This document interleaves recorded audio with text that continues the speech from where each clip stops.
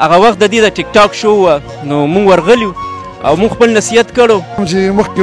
ما او دارول میلاو شوي موږ انټرویو کړی و که نه نو ما پسې ډېرو خلکو کنځلې کړې وې. قدرمنو پریس کلب مخه ده عارف دې تاسو موږ سره لیدلو نن یو 8 میاشتې مخکې زما کلم دغه مطلب نو چې تاسو د ته کنځلو کې یا د مور خور ته کنځلو کې موږ صرف د یو ښه کاز دپاره لګیو. هغه وخت د دې د ټیک ټاک شو وه نو موږ ورغلي او موږ خپل نصیحت کړو ځکه هر هغه ښه لار نو موږ به انشاءالله تعالی په هغې ځو. نن دوی د مسافرو دپاره راوتي دي د پېښور پریس کلب مخې ته ولاړ دي هغه د دې ټیک ټاک هغه ویډیوز هغه په خپل ځي خو ولې نن د دې چې کومه دا وجه ده دا ډېره غټه ده. عارف دا راته ووایه بچیه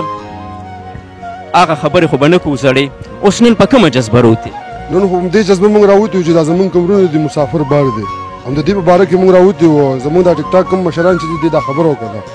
چې یار موږ خپلې ویډیوګانې کوو خپل غم کوو د هغې غم موږ نه کوو موږ له لازمن په ګرځ د هغې غم موږ ونه کوو څوک به یې غم کوي. بس دا خبره دلته حکومت نشته دی دلته زموږ عوام ولاړه څومره ګرمي ده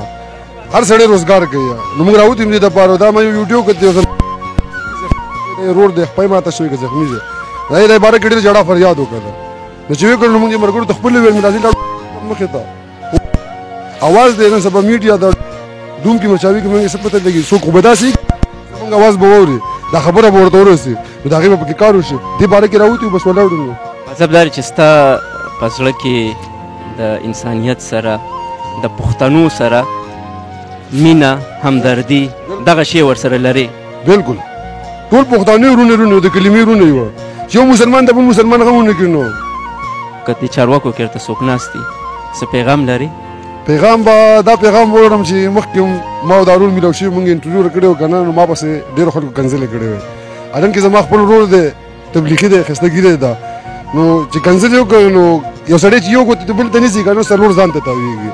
هسې خپلو خبره ما ورته بیا میلاو څنګه سړیتوب باندې سلام دوام وکړه ده وایي پاکستان د پیښې دی د تېښتې نه دی زه به صرف دا ووایم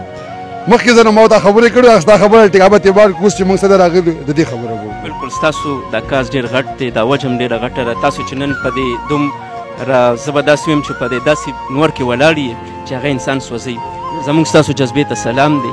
د قدر وړ یې او دغه دعا به کوو قدرمنو چې دې په زړه کې الله پاک دا مینه پیدا کړي چې یاره کم دغه زموږ لرې خلک ناست دي مسافر او د هغې دا غم او درد موږ مخکې بوځو انشاءالله امید مې دغه دی چې ډېر زر به موږ ته کوم هغه نتیجه ده هغه به ښه میلو شي. مخکې ځو.